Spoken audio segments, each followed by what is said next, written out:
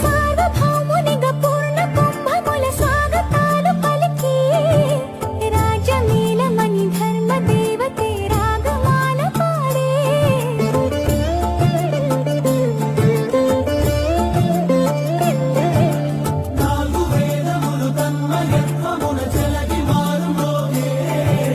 న్యాయదేవతే శంఖమూదగా పూలమాల కురిసే రాజమకుటమే ఒసగెలే నవరత్న కాంతిని రాజనం సూర్యవంశ సింహాసనం పులకించి చేసే అభివందనం సామ్రాజ్య లక్ష్మియే పాద స్పర్శకి పరవశించిపోయే